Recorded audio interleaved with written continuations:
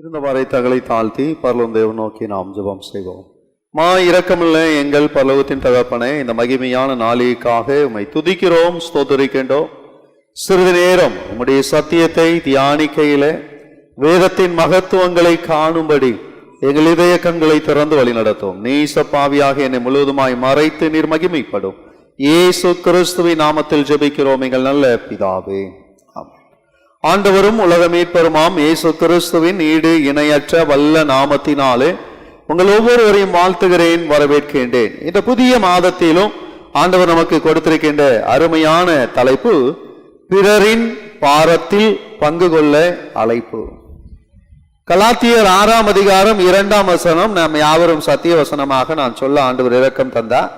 ஒருவர் பாரத்தை ஒருவர் சுமந்து இப்படியே கிறிஸ்துனுடைய பிரமாணத்தை நிறைவேற்றுங்கள் என்ற அந்த வசனம் நம்முடைய வாழ்விற்கு அது மிகவும் ஆசீர்வாதமான ஒன்று. கிறிஸ்தவ வாழ்க்கை என்பது தனிப்பட்ட ஒரு பயணம் அல்ல.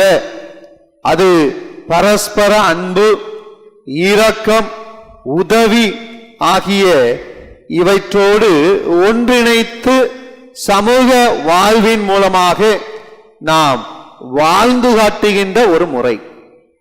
நம்முடைய கிருபையை பிறரின் பாரத்தை சுமந்து பகிர்ந்து கொள்வதன் மூலமாக வெளிப்படுத்த முடியும். இன்னும் எளிமையாக பிறரின் பாரத்தை சுமப்பதற்கான சில காரியங்களை நான் சொன்னால் நீங்கள் புரிந்து கொள்ள முடியும். நம்முடைய வீடுகளில் இருந்து நாம் ஏதாகிலும் ஒரு வீட்டுக்கு நம்ம போறோம், நம்ம குடும்பமா எல்லாருக்குள்ள ட்ரெஸ் எல்லாம் எடுத்து வச்சு கொண்டு போறோம் அப்படின்னு சொன்னா பெற்றோர் என்ன செய்வோம்? இப்ப இருக்கிற பிள்ளைகள்லாம் ரொம்ப விவரமாயிட்டு, நாம இருந்த காலத்துல ஒரே ஒரு பை தான், அந்த ஒரே பையில எல்லாத்துக்குள்ளதையும் என்ன செஞ்சிருவாங்க? தூக்கி வச்சிருவாங்க. தூக்கி வச்சதுக்கு அப்புறம் தூக்கிக்கிட்டு போகும்போது யாரெல்லாம் தூக்கிக்கிட்டு போவா? இருக்கையில பெரிய பிள்ளை முதல்ல தூக்க சொல்லுவாங்க. அப்படி கை மாறி நம்ம போய் சேரும் வரைக்கும் அந்த பை எங்க வந்து சேரணும்? ரொம்ப முக்கியமா பஸ்ல ஏறும் போதும் சரி, பஸ்ல இருந்து இறங்கும் போதும் சரி, ஒரு கேள்வி கேட்கப்படும். என்ன கேள்வி? எல்லாம் பை யார் வச்சிருக்கா அப்படின்னு. அது ஒரு உருப்படி இருந்தா பை உடனே கண்ணுக்கு தெரிஞ்சிடும். அன்னைக்கு இருந்தது ஒரு உருப்படி இல்ல, குறைஞ்சது ஒரு 5ஆவது இருக்கும். அப்ப எல்லாம் நீ எடுக்கலையா திருப்பி ஓடி போய் பஸ்ல எடுத்த காலங்கள் உண்டு. இது எதை குறிப்பிடுகிறது அப்படின்னு சொன்னா, ஒருவருடைய பாரத்தை பிறர் பகிர்ந்து கொள்வது. இன்னைக்கு நாம எளிமையா புரிந்து கொள்ளணும்னா, அந்த சின்ன பிள்ளைக்கு பேசவே தெரியாது, அந்த சின்ன பிள்ளையால நடக்கவே முடியாது, அது கையில இருக்கும். ஆனா அந்த பிள்ளைக்கு உள்ள காரியங்களை தாயானவள் சிந்தித்து தனக்குரியவைகளுக்கு முக்கியத்துவம் கொடுக்காமல் தன்னுடைய பிள்ளைக்கானவைகளை முக்கியத்துவம் பண்ணி அதை எடுத்து வச்சு போயிட்டு வர்றவங்க தான் உண்மையான கிறிஸ்தவ தாய். அப்படின்னு சொன்னா, உலகத்துல உள்ளவங்க உலகத்திற்குரியவைகளை தேடுவார்கள், ஆனால் உன்னதத்திற்குரியவர்களோ உன்னதத்திற்குரியவைகளை பகிர்ந்து கொள்கிறவர்களாய் காணப்பட முடியும். கிருபையால் இந்த பாரத்தை ஏற்றுக்கொள்கிறவர்களாய் நாம் காணப்பட வேண்டும். கிருபையினால் பாரத்தை ஏற்றுக்கொள்கிறவர்களாய் நாம் மாற வேண்டும். உண்மையான அன்பு கடந்த காலத்தை நினைத்து பார்க்காது, கடந்த காலத்தில் நினைத்ததை வைத்து பழி வாங்காது. அது கருணையினாலே அரவணைக்கும் என்பதுதான் உண்மையான அன்பு. அதற்காக நமக்கு கொடுக்கப்பட்ட வேத பகுதி 2 சாமுவேலின் தீர்க்கதரிசியின் புஸ்தகம் 9ஆம் அதிகாரம் முதல் 13 வசனங்கள்ல நாம் அந்த பகுதியை காண முடியும். 2 சாமுவேல் 9ஆம் அதிகாரம் முதல் 13 வசனங்கள்ல நாம இந்த பகுதியை காண முடியும். இந்த பகுதியிலே அந்த மனிதருடைய பெயர்கள் சொல்லப்பட்டிருக்கிறது. என்ன பெயரு அப்படின்னு சொன்னா, அங்கே சவுலின் குடும்பத்தாரில் யாராகிலும் மீந்திருக்கிறார்களா என்று கேள்வி எழுப்புவது தாவீது.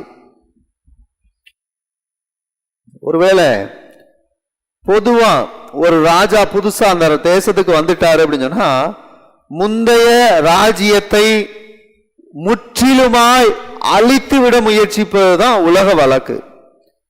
அதுதானே உண்மை. நமக்கு முன்னாடி ஒருத்தன் இருந்தானா அவனை எப்படியாவது அழிச்சிடணும் அப்படின்னு நினைக்கிறவங்க தான் இந்த உலகத்துல அதிகமாக இருப்பார்கள். இந்த தாவீது ராஜா வித்தியாசம் உள்ளவராய் காணப்படுகிறார். யாராகிலும் உண்டா அப்படின்னு கேள்வி கேட்கிறார். என்ன யாராகிலும் உண்டா அப்படின்னு சொன்னா, தயவு பெறத்தக்கவன் யாராகிலும் உண்டா. இன்னைக்கு நாம கேட்கிற கேள்வி என்ன? நமக்கு விரோதமா பேசுனது யாரு, நமக்கு விரோதமா சொன்னது யாரு அப்படின்னு கேட்கறதுக்கு நிறைய வார்த்தைகள் அதிகமாய் வரும். ஆனால் கர்த்தருடைய பிள்ளைகள் எப்படிப்பட்டவர்களாய் இருப்பார்கள் அப்படின்னு சொன்னா, அவங்க மற்றவர்களுக்காக செயல்படுகிறவர்களாய் செயல்படுத்துகிறவர்களாய் இருப்பார்கள். அவர்கள் குறை காண்பவர்களாய் அல்ல, குறையை மாற்றுகிறவர்களாய் இருப்பார்கள் என்று வேதாகமம் கற்றுத்தருகிறது. பயத்தில் இருந்தவனை பந்திக்கு அழைக்கின்ற ஒரு நிலையை இந்த பகுதி கற்றுத்தருகிறது. 9ஆம் அதிகாரத்துக்கு நேரா போவோம். 2 சாமுவேல் 9ஆம் அதிகாரம் 7ஆம் வசனம். தாவீது அவனை பார்த்து, நீ பயப்படாதே,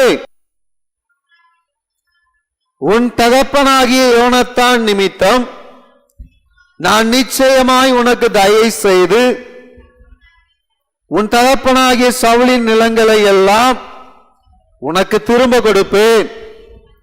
நீ என் பந்தியில் நித்தம் அப்பம் புசிப்பாய் என்றான். இந்த பகுதியில 3 காரியங்கள் சொல்லப்பட்டிருக்கு. முதல் காரியம், பயப்படாத. ஏன் பயப்படாத? ராஜா தூக்கிட்டு வர சொன்னாருப்பா. தூக்கிட்டு போனவங்க கண்டிப்பா சொல்லியிருக்க மாட்டாங்க அவர் உனக்கு தயவு செய்ய போறாருன்னு, அப்படித்தானே? ராஜா உன்னை தூக்கிட்டு வர சொன்னாரு. ஒருவேளை ஏன் இதை இப்படி சொல்றேன் அப்படின்னு சொன்னா, இவன் இந்த ராஜா எங்க இருந்தாரோ அங்க இருக்கல, பயந்து போய் இந்த ஒரு அம்மியலின் குமாரனாகிய மாகீரின் வீட்டில லோதேபார் அப்படிங்கிற ஊர்ல அவன் ஒளிஞ்சு இருந்தான். அந்த இடத்துல போய் கரெக்டா தூக்கிட்டு ஏப்பவா அவனை ராஜா கூப்பிடுறாரு அப்படின்னு அவன் பயந்து போய் வந்திருப்பான். எதுக்கு ராஜா என்ன கூப்பிட்டாரு தெரியாது, உன்னை தூக்கிட்டு வர சொன்னாரு. ஏன் உன்னை தூக்கிட்டு வர சொன்னாரு? உன்னால நடக்க முடியாது, உன்னை தூக்கிட்டு வர சொல்லிட்டாரு, நான் தூக்கிட்டு வர வந்திருக்கேன் வா அப்படின்னு சொல்லி இழுத்துட்டு போயிருக்கலாம். இந்த சூழ்நிலையிலே அவன் பயந்தவனாய் இருக்கும் பொழுது அவன் முகத்தை பார்த்து தாவீது ராஜா சொல்கிறான், நீ பயப்படாதே. அதுக்கு அடுத்ததா சொல்றான், உன் தகப்பனாகிய சவுலின் நிலங்களை உனக்கு கொடுப்பேன். நீ பயப்படாதப்பா, நீ எவ்வளவு பெரிய ஆள் தெரியுமா, நீ ஏன் போட்டு கவலைப்படுற? உங்க தாத்தாக்குள்ள எல்லா சொத்தையும் உனக்கு என்ன செஞ்சிடறேன், திருப்பி கொடுக்க சொல்லுகிறேன். 2வது காரியம். 3வது காரியம் சொல்றாரு, நீ ஏன் கூட உட்கார்ந்து டெய்லி என்ன செய்யணும், சாப்பிடணும். ஒருவேளை நம்மளை பத்தி விரோதமா பேசினவங்க, நம்மளை பத்தி விரோதமா நமக்கு விரோதமா செஞ்சவங்க, அவங்கள நம்ம பார்த்தோம் அப்படின்னு சொன்னா உள்ளார்ந்த மனசுல நமக்கு என்ன வரும், சந்தோஷம் வரும், அப்படித்தானே? பார்த்துட்டோமே அப்படின்னு சொல்லி சந்தோஷப்பட்டாதான் கிறிஸ்தவன். சந்தோஷப்படலைன்னா கிறிஸ்தவன் கிடையாதுன்னு அர்த்தம். எங்க பொறாம இருக்கோ அங்கே பிரச்சனை அதிகமா இருக்கு, எங்க பொய் நாவு இருக்கோ அங்கே பிரச்சனை இருக்கு. வேதாகமம் அதைத்தான் ரொம்ப தெளிவா கற்றுத்தருது. நம்ம கவனிக்க வேண்டிய காரியம், தாவீத ஓட ஓட விரட்டினது யாரு? சவுல். இவன் பதில் சொல்றான், எப்பா உங்க தாத்தா சொத்துலாம் உனக்கு தாண்டா, வச்சுக்கடா அப்படின்னு சொல்லி அவன் சொல்லுகிறான். ஒருவேளை ஊர் மெப்புக்காக அவனை கூப்பிட்டு, வந்துட்டியா, சரி உங்க தாத்தா சொத்தெல்லாம் நீ வச்சுக்க அப்படின்னு விரட்டி விடல. நீ இனி அடிமை அல்ல, ராஜகுமாரன். நீ யார் கூட இருக்கணும், நான் எங்க சாப்பிடறனோ அங்க சாப்பிடணும். இன்னைக்கு நிறைய பேரு பந்தியில உட்காரும் போது கல்யாண வீடுகளுக்கு போனோம் அப்படின்னு சொன்னா அங்க நிறைய வித்தியாசத்தை காண முடியும். நம்ம மண்டபத்தில் நடக்கிறது இல்லை, ஆனா நிறைய இடங்கள்ல அப்படி உண்டு. என்ன அப்படின்னு சொன்னா, the special counter for VVIPs, the counter for VIPs. then why you are inviting us? பின்பு ஏன் நீங்கள் எங்களை அழைக்கிறீர்கள் என்று ஒருவரை என்ன செய்ய போறதில்ல, கேள்வி கேட்க போறதில்லை. எதுக்கு போட்டு, அவன் பெரிய ஆளு, அவன்கிட்ட காசு இருக்கு, அவன் விவிஐபிக்கு தனியா வச்சிருக்கான், விஐபிக்கு தனியா வச்சிருக்கான், நம்ம எல்லாம் ஐபியாவே இல்லையோ போயிருவோம் அப்படின்னு சொல்லி நம்ம உட்கார்ந்து சாப்பிடுற அந்த பந்தியை பத்தி இதுல பேசல. தாவீது சொல்லுகிறான், நான் எங்கே அசனம் பண்ணுகிறேனோ அங்கே நீ அசனம் செய்ய வேண்டும். பயத்தில் இருந்தவனை பந்தி வரை அழைத்து வந்த ஒரு மனிதனாய் அவர் காணப்பட்டார். மூணாவது காரியம் என்ன தெரியுமா?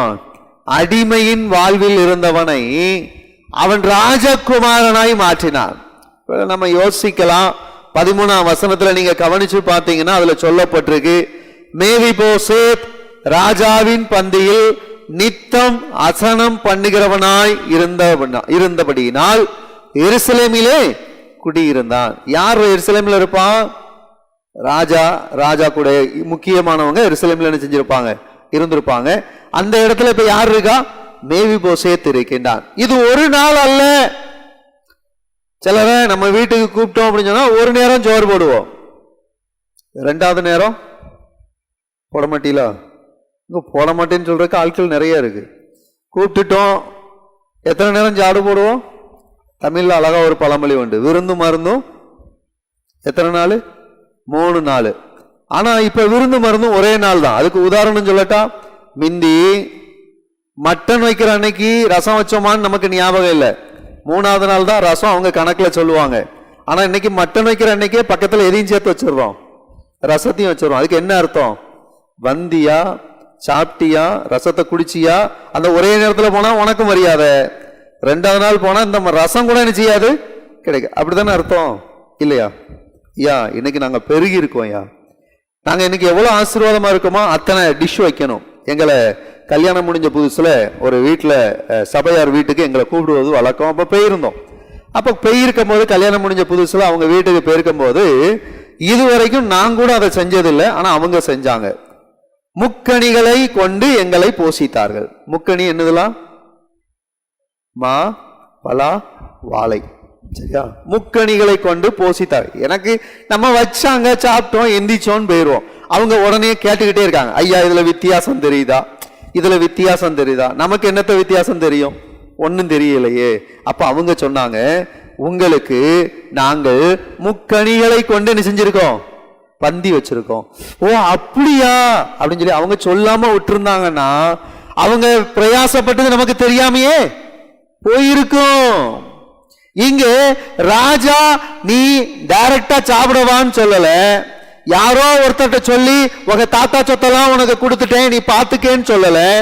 அவனுடைய பாரத்தை அறிந்து அவனை ஏற்றுக்கொண்டு அவனை போஷிக்கிற ஒரு மனிதனாய் மாறி இருந்தார். 4வது காரியம் பாருங்க, என்ன அப்படின்னு சொன்னா, பழைய உடன்படிக்கையை இவர் புதுப்பிக்கிறவராய் காணப்பட்டார்.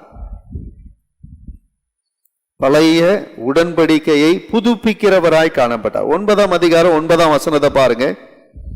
ராஜா சவுலின் வேலைக்காரனாகிய சீபாவை அழைப்பித்து அவனை நோக்கி, சவுலுக்கும் அவன் வீட்டார் எல்லாருக்கும் இருந்த யாவையும் என் எஜமானுடைய குமாரனுக்கு அவன் நான் ராஜா கொடுக்கிறேன் அப்படி சொன்னானா? இல்ல, என்ன சொல்றான்? என் எஜமானுடைய குமாரன். அவர் ராஜாப்பா, அவர் ராஜாவா இருக்கட்டும், அது பிரச்சனை இல்லை. இன்னைக்கு அவர் இல்ல, கிரிட்டிசிசம் பண்ணுவாங்க, அது வேற விஷயம். ஆனா அந்த கிரிட்டிசிசம் பண்ற வகுப்புல நான் கண்ட ஒரு காரியம் என்னை வியப்புக்குள் ஆத்தியது. என்ன அப்படின்னு சொன்னா, எல்லாம் பிரசங்கம் பண்ணி முடிச்சு இதே மாதிரி எல்லாரும் வந்து உட்கார்ந்துருவாங்க. உட்கார்ந்து நீங்க பிரசங்கம் பண்ணதுல இது தப்பு பண்ணீங்க, இப்படி பண்ணீங்க, நீங்க எல்லாம் வெளியே போய் சொல்லுவீங்களா? நல்லபடியா சொல்லுவீங்களா? அந்த மாதிரி இல்ல. இங்க என்ன சொல்லுவாங்க அப்படின்னு சொன்னா, இந்த பிரசங்கத்துல இந்த குறை இருந்துச்சு, இதை நீங்க சரி பண்ணிருக்கலாம், நீங்க இந்த டெப்த்துக்கு எடுக்கல, அப்படிலாம் எங்களுக்கு சொல்லி தருவாங்க. அப்படி சொல்லிக்கிட்டு இருக்கும் போது முன்னால நின்று கொண்டிருந்த ஒரு நண்பர், என்னுடைய நண்பர், எல்லாம் கேட்டு முடிச்சுட்டு அவர் கடைசியா சொன்னாரு, 1ஆம் ஆண்டிலே நான் அடியெடுத்து வைத்த பொழுது எனக்கு ஊக்கு குத்த உதவியவர், 2ஆம் ஆண்டிலே நான் அடியெடுத்து வைத்த போது என்னை நிற்க செய்தவர், 3ஆம் ஆண்டிலே நான் ஓடும் பொழுது என்னோடு கூட ஓடியவர், 4ஆம் ஆண்டிலே நான் பிரசங்கம் செய்த பொழுது என் பிரசங்கத்திலே இருக்கின்ற நிறைகுறைகளை சொன்னவர்கள் அனைவருக்கும் நன்றி அப்படின்னு சொல்லிட்டு போயிட்டாப்ல. அப்ப அவன்கிட்ட கேட்டேன், ஏன்டா இப்படிலாம் சொல்ற அப்படின்னா, அவன் சொன்னா, எல்லாருக்கும் நன்றி சொல்றதுக்கு ஒரு வாய்ப்பு என்ன செய்யாது, கிடைக்காது. ஆனா இந்த வாய்ப்பை நான் என்ன செஞ்சுக்கிறேன், பயன்படுத்தி கொள்ளுகிறேன் என்று அவர் சொன்னார். இன்னைக்கு நமக்கு உதவுறவங்களுக்கு நன்றி சொல்லுகிறவர்களாய் நம்முடைய பிள்ளைகளை நாம் மாற்றி இருக்கிறோம். எதை கெடுத்தாலும் என்ன செய்யும், தேங்க்ஸ் தேங்க்ஸ் அப்படின்னு சொல்லிட்டு போய்கிட்டே இருக்கு பிள்ளைகள். நாம பிள்ளைகளுக்கு கற்றுக் கொடுக்க வேண்டிய காரியம், 1 சாமுவேல் 20:42 சொல்லப்பட்டிருக்கு, யோனத்தானோடு இந்த தாவீது ஒரு உடன்படிக்கை செய்தான். என்ன உடன்படிக்கை தெரியுமா? நீ உயிரோட இருந்தாலும் சரி, நான் உயிரோட இருந்தாலும் சரி, உன் குடும்பமோ என் குடும்பமோ, என் சந்ததியோ உன் சந்ததியோ, நம்ம 2 பேரும் என்னவா இருக்கணும்? உதவியா இருக்கணும் அப்படின்னு சொல்லி 1 சாமுவேல் 20:42 ஒரு உடன்படிக்கை செஞ்சாங்க. இப்ப யோனத்தான் உயிரோட இல்லை. யோனத்தான் தான் உயிரோட இல்லையே, அவன் கூட செய்த உடன்படிக்கையை குறித்து நான் ஏன் சிந்திக்க வேண்டும் என்கின்ற சிந்தை யாரிடத்தில் இல்லை? தாவீதினிடத்தில் இல்லை. இன்று குடும்ப உறவுகள் வட்டம் குறைந்து கொண்டே இருக்கிறது. உண்மையா இல்லையானா உண்மை, 100% உண்மை. இதை நான் எங்க பார்க்க முடியுது அப்படின்னு சொன்னா, ஒரு காலத்துல நம்ம வீட்டுல யாராவது பெரியவங்க தவறிட்டாங்கன்னா அந்த வீட்டுக்கு பக்கத்துல இருக்கிற யாரெல்லாம் முதல்ல வருவா? அங்காளி பங்காளி முதல்ல என்ன செய்வாங்க? வருவாங்க. அது யாரு அங்காளி, அது யாரு பங்காளின்னே நிறைய பேருக்கு என்ன செய்யாது, தெரியாது. அந்த அங்காளி பங்காளி எல்லா வேலையும் செஞ்சுக்கிட்டே இருப்பாங்க. அந்த அங்காளி பங்காளி தான் முதல் சாப்பாடு போடுவாங்க. அதான உண்மை. இன்னைக்கு அங்காளியும் சோறு போடுறது இல்ல, பங்காளியும் சோறு போடுறது இல்ல. ஒரே ஒரு போனு, என்ன போயிட்டாம அப்படியா, சரி அடக்கப்போம், ரைட்டு, நான் இங்க ஒரு முக்கியமான வேலையில இருக்கேன், என்னால என்ன செய்ய முடியாது, வர முடியாது. உங்ககிட்ட யாரா கேட்டா அப்படின்னு கேட்கிற நிலைமையில நாம மாறிட்டோம். காரணம் என்ன தெரியுமா? நாம இதே மாதிரி போன் பண்ணி என்ன செஞ்சிருப்போம், பேசியிருப்போம். இன்னைக்கு போன் பண்ணி கூட பேசாத ஆட்கள் நிறைய பேர் என்ன செய்வாங்க, இருப்பாங்க.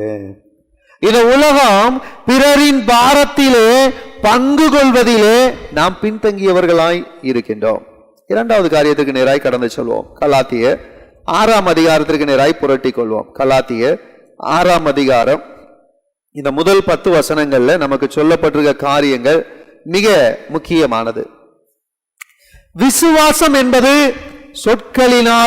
சொற்களின் மிகுதியினால் வருவது அல்ல, அது பிறரின் பாரத்தை ஏற்று சுமக்கும் செயலாக காணப்பட வேண்டும்.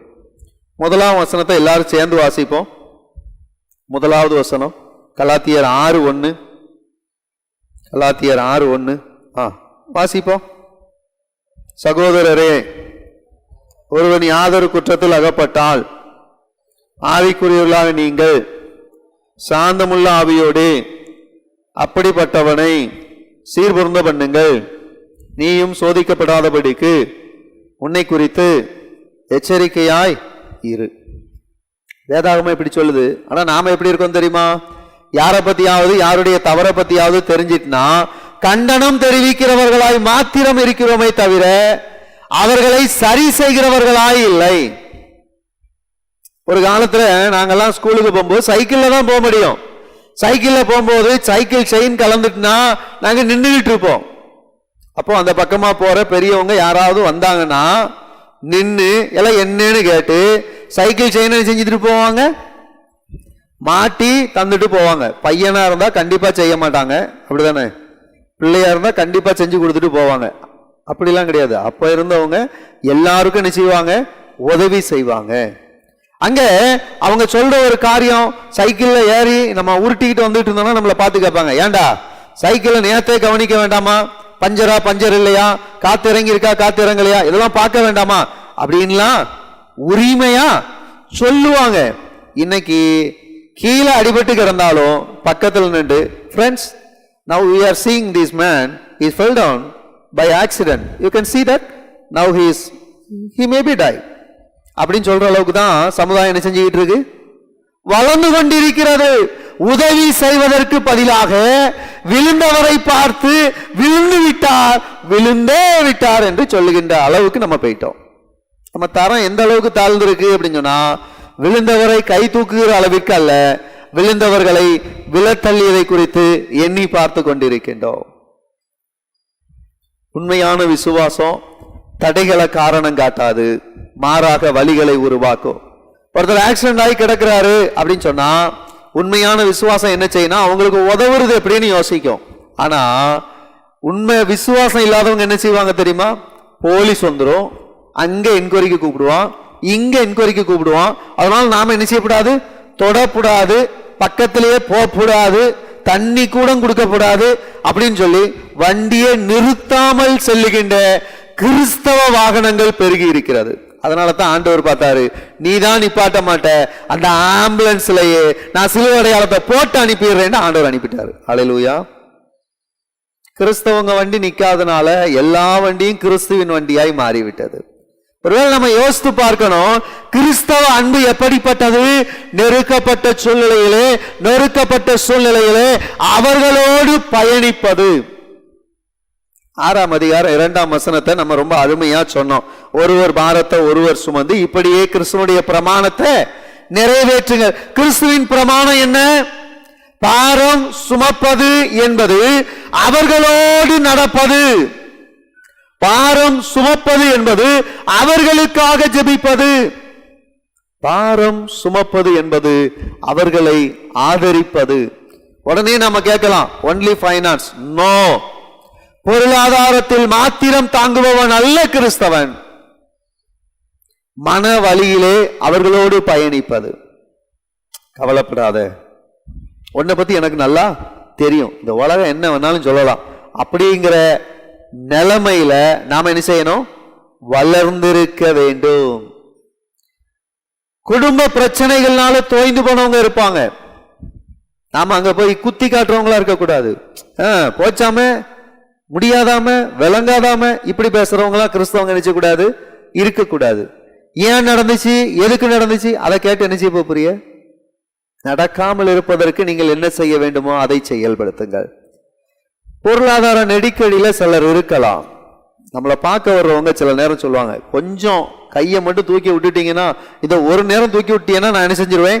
ஓடிடுவேன் அப்படின்னு சொன்னாங்கன்னா, அடியா நான் தூக்கி விட்டா நீங்க ஓடிடுவீங்களா? சரி சரி அப்ப நான் தூக்கி விடுறேன்னு சொல்லிட்டு அவன் போனதுக்கு அப்புறம், இவன் அப்பங்கிட்ட போய் கேட்டேன், அவன் அப்ப என்ன எனக்கு தூக்கியாதான் தான் இன்னைக்கு நான் கொடுக்கறதுக்கு அப்படின்னு நாம பேசிட்டு இருந்தோம்னா, we cannot serve as a Christian.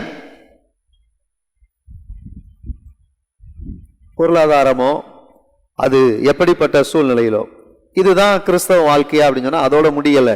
ஆன்மீக வீழ்ச்சியில் இருக்கிறவர்கள் உண்டு. மிந்திலாம் நீங்க நல்லா ஜெபம் பண்ணுவீங்களா, இப்ப ஏன் ஜெபம் பண்ண முடியுங்க? யாராவது இங்க இருக்கிறவங்க கேட்டிருக்கேன்னு சொல்லி கையை தூக்குங்க பாப்போம். மிந்திலாம் நீ சர்ச்சில் அடிக்கடி வசனம் வாசிப்பா, இப்ப எதுக்கு வாசிக்க மாட்டேக்கா? யார் ஒண்ணு என்ன சொன்னா? யாராவது கேட்டிருக்கீங்களா? கை தூக்குங்க. பைபிள் வாசிக்காதன்னு சொல்றதை கேட்டிருப்போம், நீ சத்தமா வாசிக்காதன்னு சொல்றதை கேட்டிருப்போம், மற்றவங்க இப்படி பேசாதன்னு சொல்றதை கேட்டிருப்போம். இன்னைக்கு வேதாகமம் சொல்லுது, ஆன்மீக வீழ்ச்சியை குறித்து கிறிஸ்தவன் கேட்டது உண்டா? மிந்திலாம் நீங்க சர்ச்சுக்கு ரெகுலரா வருவீங்களே, இப்ப ஏன் வரமாட்டீங்க? கேட்டிருக்கீங்களா? எப்பவும் சர்ச்சில் வந்தா ஆக்டிவா இருப்பீங்களே, இப்பெல்லாம் தூங்கிக்கிட்டே இருக்கீங்களே, ஏன்? கேட்டிருக்கீங்களா? ஏன் இதை சொல்றேன்னா, அவர்கள் சோர்ந்து போனதற்கான காரணத்தை அறிந்து அவர்களை தேற்ற வேண்டியது கிறிஸ்தவனுடைய கடமை. 8ஆம் வசனத்தை வாசிக்க எல்லாரும் சேர்ந்து.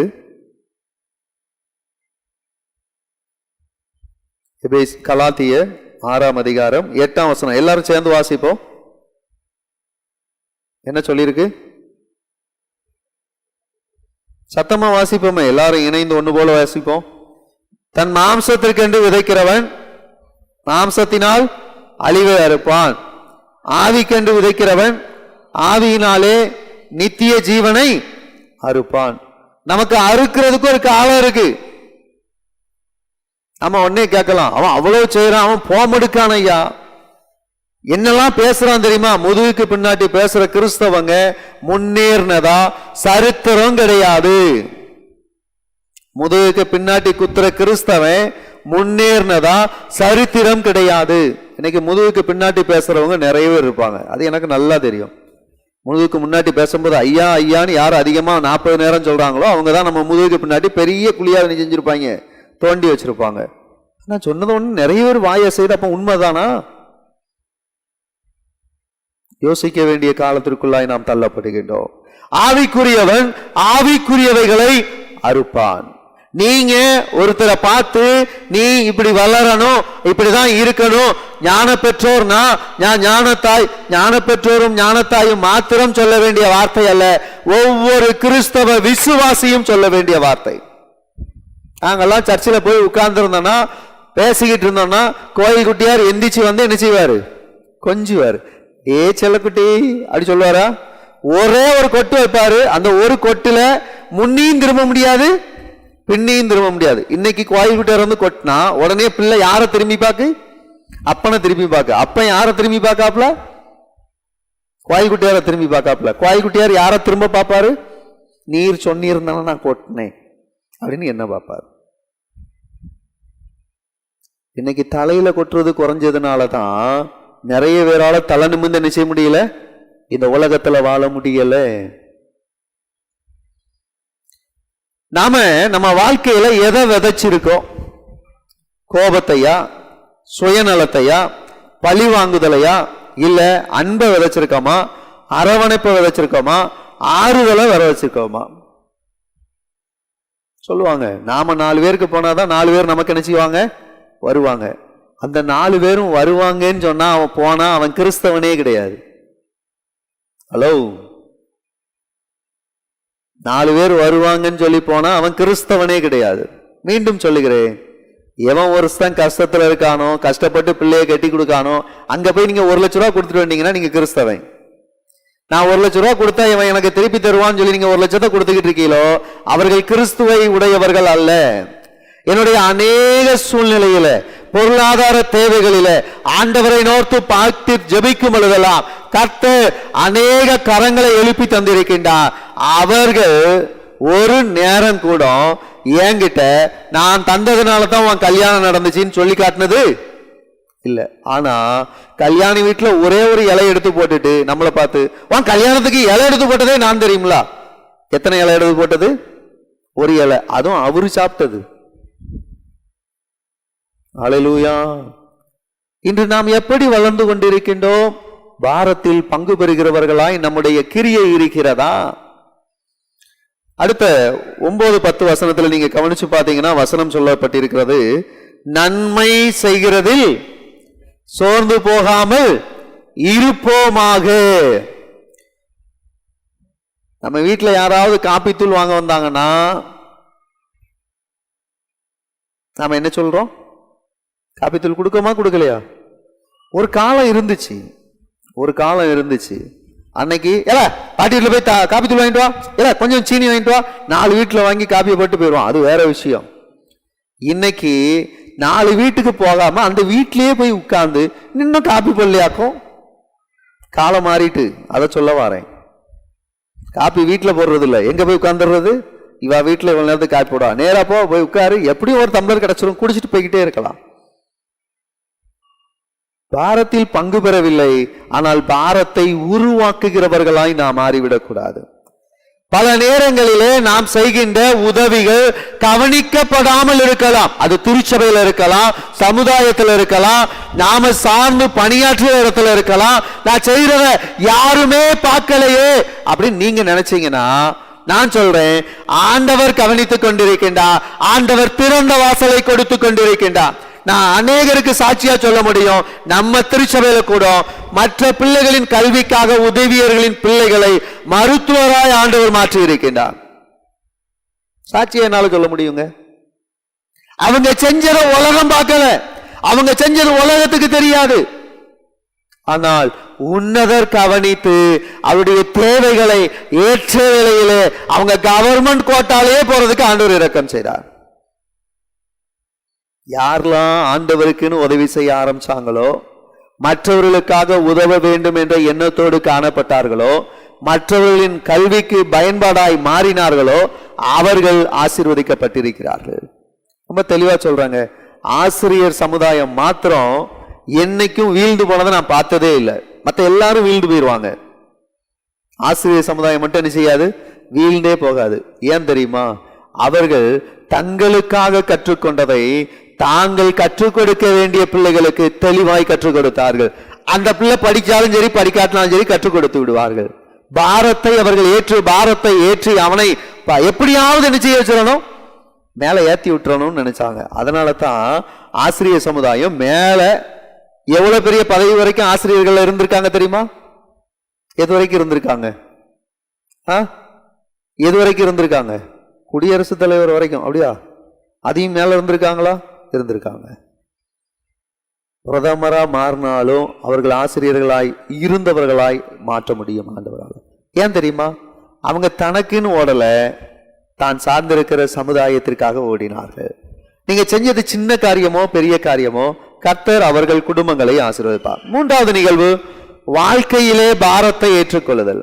வாழ்க்கையிலே பாரத்தை ஏற்றுக்கொள்ளுதல். மார்க் 2ஆம் அதிகாரம் முதல் 12 வசனங்கள் நம்ம சுவிசேஷ வாக்கியமா வாசிக்க கேட்டோம். மார்க் என்பவர் எழுதிய நற்செய்தி நூல் 2ஆம் அதிகாரம் முதல் 12 வசனங்கள்ல நம்ம கவனிச்சு பார்த்தோம்னா, இயேசு கிறிஸ்து எங்க இருக்காரு? கப்பர்நகூமுக்கு மறுபடியும் வந்தார் அப்படின்னு போட்டிருக்கு. அப்ப இதுக்கு முன்னாடி இயேசு கிறிஸ்து கப்பர்நகூமுக்கு என்ன செஞ்சிருக்காரு? வந்திருக்கிறார். இயேசு கிறிஸ்து இப்ப போறாரு. விசுவாசம் அப்படிங்கிறது நம்ம வாழ்க்கையை மட்டும் மாத்தும் நீங்க நினைச்சுக்கிட்டு இருப்பீங்க. ஆனா வசனம் என்ன சொல்ல தெரியுமா? விசுவாசங்கிறது நமது வாழ்க்கையை மாத்திரம் மாற்றுவதல்ல, கிரியையினாலே மற்றவர்களின் வாழ்வை மாற்றிவிடும்.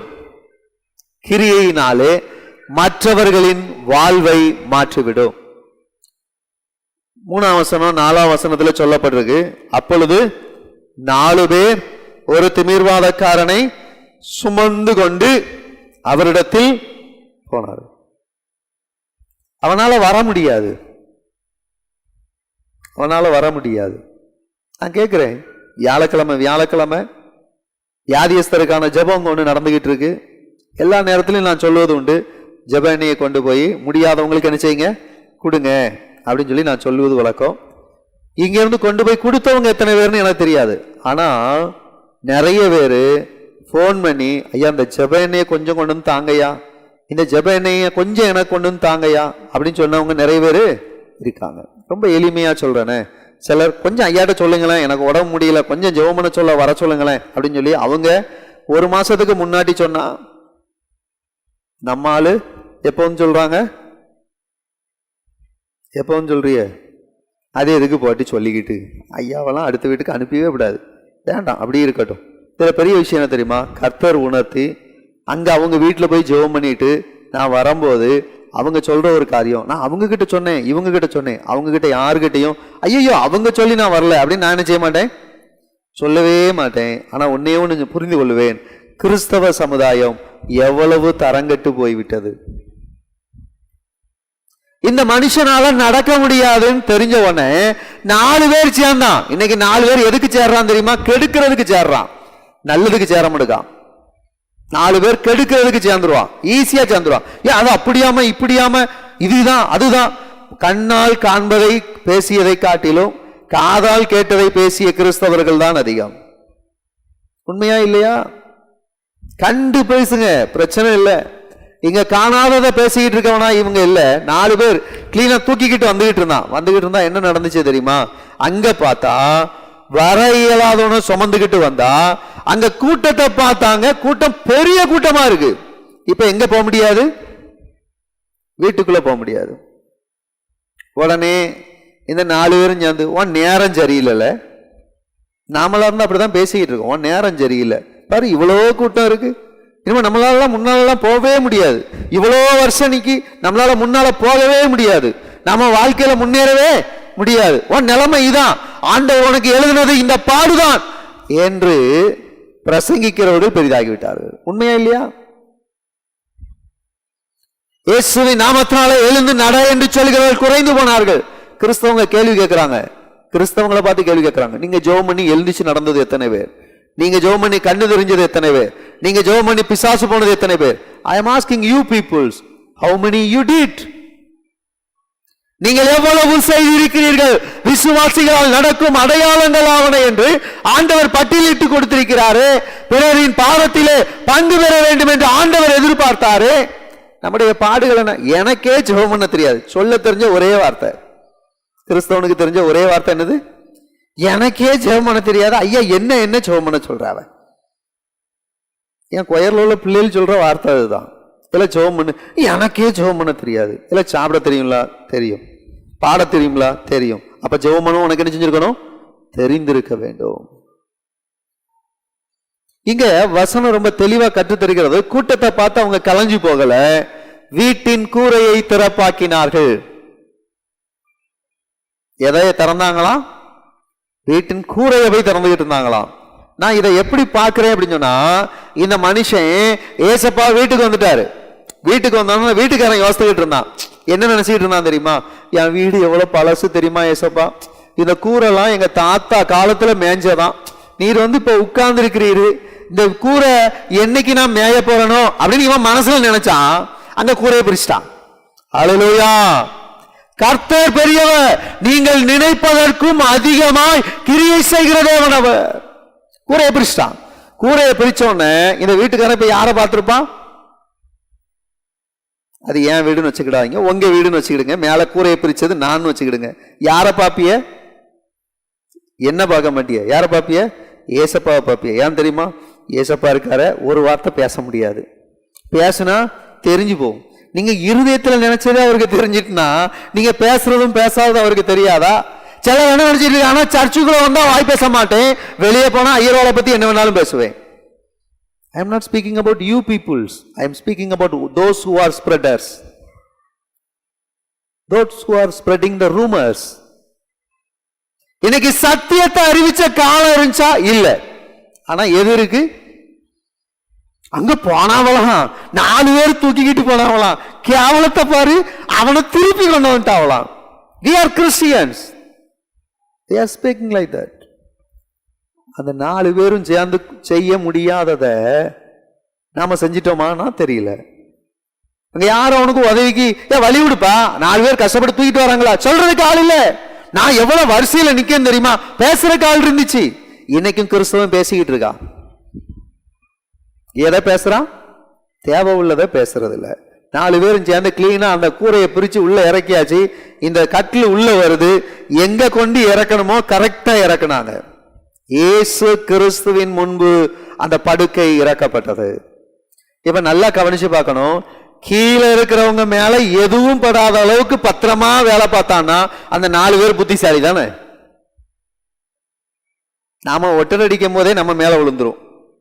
ஆனா இவன் கிளீனா ஒரு பிட்டு கீழே உள்ள யார் மேலையும் இல்லாம நீட்டா எடுத்தா அவர்கள் புத்திசாலி மாத்திரமல்ல, கர்த்தரால் ஆசீர்வதிக்கப்பட்டவர்கள். உங்களுடைய பிரயாசம் ஒரு பொழுதும் என்ன செய்யாது? வீணா கீழே விழாது. ஆனா இன்னைக்கு பொத்தலான பையில போடுறோம்.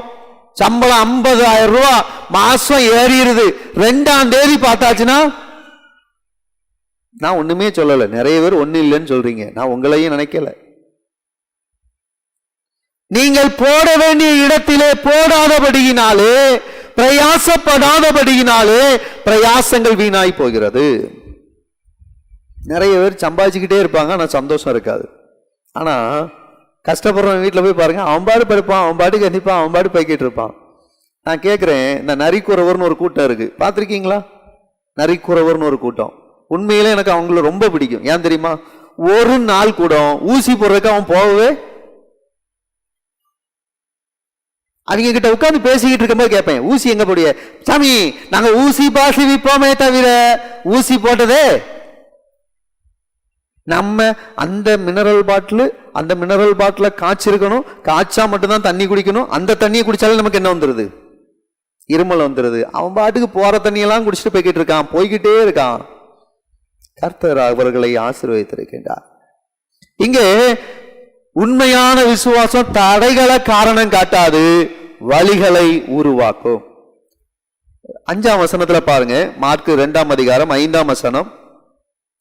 இயேசு அவர்கள் விசுவாசத்தை கண்டு, ஆண்டவர் எதை பார்ப்பாரா? உங்க விசுவாசத்தை பார்ப்பாரா? நமக்கு என்ன விசுவாசம் இருக்கு? என்னத்தை வரப்போ போகுது. இந்த 12th எழுதுற பயவுல எல்லாம் நிறைய பேர் போன் பண்ணிட்டாங்க. இப்பவுமே, ஐயா கொஞ்சம் போன் பண்ணி ஜெபம் பண்ணிருங்க ஐயா, கொஞ்சம் ஜெபம் பண்ணிருங்கய்யா. நான் சொல்ற ஒரே வார்த்தை, எக்ஸாம் எழுத போறது யாரு? நீ தான். உனக்காக நான் ஜெபம் பண்ணலாம், ஆனா நீ என்ன செய்யணும்? பிரயாசப்படணும். இங்க நடந்த சம்பவத்தை பாருங்க. ஆண்டவர் ஒரு காரியத்தை செஞ்சாரு. என்ன செஞ்சாரு? அந்த மனுஷனை பார்த்து சொல்றாரு, மகனே, உன் பாவங்கள் உனக்கு மன்னிக்கப்பட்டது. இன்னைக்கு ஆவிக்குரிய கிறிஸ்தவர்கள் இல்லை. அவங்க பாவத்தையே பெருசா பேசுற கிறிஸ்தவங்க தான் பெரிய இருக்காங்க. அவங்க யார் தெரியுமா? அவங்க எப்படி தெரியுமா? அவங்கள பத்தி உங்களுக்கு தெரியுமா? I am asking you peoples, how many times you spoke about Jesus Christ? இயேசு கிறிஸ்துவை தெரியுமா என்று எத்தனை நபர்களிடம் கேட்டிருக்கிறீர்கள்? உங்க வீட்டுக்கு பக்கத்துல உள்ளவங்களை பத்தி, மற்றவங்களை பத்தி எவ்வளவு காரியத்தினாலும் எங்க வேணாலும் ஓடி ஓடி போய் சொன்ன உங்கள் கால்கள் சுவிசேஷம் சொல்ல கடந்து சென்றது உண்டா? ஆண்டவர் பாவங்களை மன்னிச்சார். எதுக்கு தெரியுமா? இவங்கிட்ட இருக்கிற பெரிய பிரச்சனை எதுதான்? சரீரத்துல நான் எப்ப வேணாலும் விடுதலை கொடுக்க முடியும், ஆவிக்குரிய கிருபையை அவன் பெறவில்லை என்றால் வாழ்விலே விழுந்து போவான் என்று ஆண்டவர் அறிந்திருந்தார். 7ஆம் வசனம் வாசிங்க. நீங்க எல்லாரும் என்ன நினைச்சுக்கிட்டு இருக்கீங்கிறது அதுல இருக்கு. 2:7 என்ன போட்டிருக்கு? அவர் ஆண்டவர் பாட்டுக்கு சொல்லிக்கிட்டு இருக்காரு. அவங்க எல்லாரும் என்ன சொன்னாங்களாம்? தேவதூஷணம் சொல்லுகிறது என்ன? தேவன் ஒருவரை அன்றி பாவங்களை மன்னிப்பது யார் என்று ஹலோ எதுல யோசித்தாங்களாம்? இருதயத்துல யோசித்தானா ஆண்டவர் வார்த்தையில சொன்னாராம். See the realities. நீங்கள் இருதயத்தின் நினைவுகள் அறியாது யாராலும் என்று எண்ணிக்கொண்டிருக்கிறீர்கள். உங்கள் இருதயத்தின் நினைவை ஆண்டவர் அறிந்திருக்கின்றார். எப்படி தேவதூஷணம் சொல்றது, எப்படி பாவத்தை மன்னிக்க முடியும் அப்படின்னு சொல்லி அவன் யோசித்துக்கிட்டு இருந்தான். ஆண்டவர் அந்த இடத்துல அவங்கள பார்த்து சொன்னாரு, தேவனை அன்றி பாவங்களை மன்னிக்க யாராலும் முடியாது அப்படிங்கிற இடத்துல இயேசு கிறிஸ்துவுக்கு பாவங்களை மன்னிக்க அதிகாரம் உண்டு என்பதை ஆண்டவர் விளக்கினார்.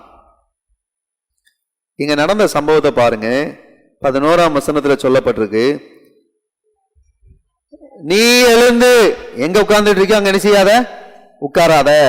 நான் திருப்பி கேட்கிறேன், யாராவது இடம் மாதிரி உட்கார்ந்து இருக்கதா? யாராவது ஒரு ஆள் இருக்கீங்களா? கொஞ்சம் கை தூக்குங்க பார்ப்போம். ஐயா நான் இடம் மாதிரி தான் ஏன் உட்கார்ந்துருக்கேன், எப்பவும் உட்கார்ற இடத்துல நான் உட்காரல. யாராவது இருக்கீங்களா? அப்படி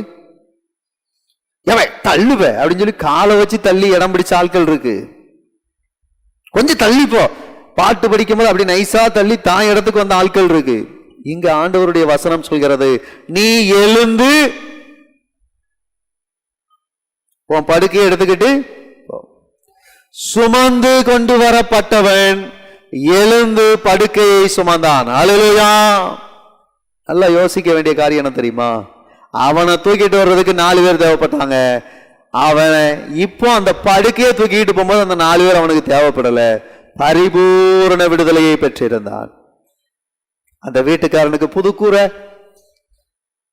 எல்லாமே புதுசா செய்ய யாரால மட்டும்தான் முடியும்? இயேசு கிறிஸ்துவால் மாத்திரம்தான் முடியும். ஆனா இயேசு கிறிஸ்து எங்க இருக்கணும்? இயேசு கிறிஸ்து எங்க இருக்கணும்? உள்ள இருக்கணும். இயேசு கிறிஸ்து உள்ள வரலன்னா எல்லாம் எப்படிதான் இருக்கும்? பழைய கூரையா இருக்கும். அதை மாற்றவே முடியாது. உங்க வீட்டுக்கு பக்கத்துல யாருமே நிச்சய மாட்டாங்க, வரமாட்டாங்க. யாரும் உங்களுக்கு உதவி செய்ய நிக்க மாட்டாங்க. இது எப்பொழுதுனா இயேசு கிறிஸ்து இல்லாது இருக்கும் பொழுது. இயேசு கிறிஸ்து உங்களுக்குள்ள வந்துட்டார்னா எல்லாரும் உங்களை தேடி வருவாங்க. எல்லாருக்கும் அற்புத அடையாளங்களை செய்கிறவர்களாய் நீங்களும் உங்கள் வீடும் மாறி இருக்கும். ஒரு காலத்துல சொல்லுவாங்க, அந்த கிறிஸ்தவ உங்க வீட்டுல தாண்டி போக முடியல அப்படின்னு சொல்லி இந்த குடுகுடுப்பக்காரங்க சொல்லுவாங்க. யார் சொல்லுவா? குடுகுடுப்பக்காரன் சொல்லுவாங்க. சரியா? இன்னைக்கு அவன் முதல்ல யார் வீட்டுல நின்றுதான் அடிக்கான். அந்த அளவுக்கு பவர் ஏறி இருக்கு. ஐயா அவங்கெல்லாம் இப்ப வர்றது இல்லையா? இவங்க அவ்வளவு பேர் அங்கெல்லாம் போய் நிக்கான். இப்ப அதான பிரச்சனை. பிறரின் பாரத்தை சுமக்க சொல்லி ஆண்டவர் சொல்கிறார், நீங்கள் தேவையில்லாத பாரத்தை சுமக்கிறவர்களாய் மாறி இருப்பீர்கள் என்றால் கர்த்தரால் உங்களை உயர்த்திவிட முடியாது. பிறரின் பாரத்தை சுமக்கும் பொழுது அது நமக்கு சோர்வை தரலாம். அது ஒரு குணமடைய செய்யும், சாட்சியாக மாறுங்கிறத நீங்க புரிஞ்சுக்கிட்டீங்கன்னா செயல்பட ஆரம்பிச்சிருவீங்க. முதல்ல நீங்க புரிந்து கொள்ள வேண்டிய காரியம், பிறரின் பாரத்தை சுமப்பதற்கு அவர்கள் உங்களை தேடி வர வேண்டும் என்பதல்ல, நீங்கள் அவர்களை தேடி செல்ல வேண்டும். முத காரியம் என்னது? நீங்கள் அவர்களை தேடி செல்ல வேண்டும். இரண்டாவது காரியம், தவறே செஞ்சிருந்தாலும் அன்போடு அணுகி பிறரின் பாரத்தை சுமக்க நீங்கள் அர்ப்பணிக்க வேண்டும். ஆவிக்குரியவைகளை விதைத்து நன்மைக்குரியவைகளை நீங்கள் அறுக்கிறவர்களாய் மாற வேண்டும். வர இயலாதவங்க நிறைய பேர் இருக்காங்கங்க. இன்னைக்கு நாம தடையா இருக்கோம் அப்படிங்கிறது அவங்களுக்கும் தெரியும், ஆண்டவருக்கும் தெரியும். உண்மைதானே? ஏன்னா உங்க சர்ச்சுக்கு வரலாமா? வரக்கூடாது, நீங்க இப்படிலாம் வரவே கூடாது, இதெல்லாம் வச்சா எங்க வரக்கூடாது. Is it mentioned in the Bible? ஆண்டவர் அப்படி சொல்லி இருக்கிறாரா? ஆலயத்துக்கு வெளியே நின்று அற்புதத்தை பெற்றுக்கொண்டவர்கள் அநேகர் என்று வேதாகமம் கற்றுத்தருகிறது. ஆலயத்திற்குள் இருந்தவர்கள் அற்புதத்தை பெற்றுக்கொண்டார்கள் என்று வேதாகமம் கற்றுத்தரவில்லை. ஏன் தெரியுமா? அவங்க கிட்ட இருந்தது விசுவாசம், இவங்க கிட்ட இருந்தது பாரம்பரியம்.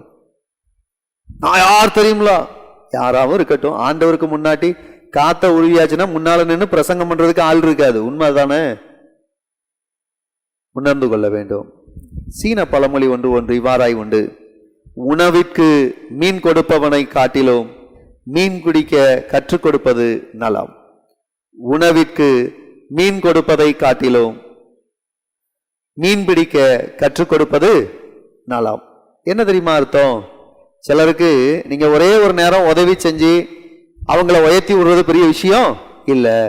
ஆனால் உங்களுடைய உதவி அவர்கள் வாழ்நாள் முழுவதுமாய் மறக்க கூடாததா என்ன செய்ய வேண்டும்? மாற வேண்டும். ஆண்டவர் அதை எதிர்பார்க்கின்றார். தற்காலிக உதவியை காட்டிலும் தன் நிறைவு பெற்ற உதவியாய் உங்கள் உதவி அமையட்டும். பிறரின் பாரத்தை சுமக்கிறவர்களாய் நீங்கள் மாறுங்கள். இவ்விதமாய் கர்த்தருடைய பிரமாணத்தை நிறைவேற்றுங்கள். கர்த்தர் உங்களையும் உங்கள் சந்ததிகளையும் ஆசீர்வதிப்பார்.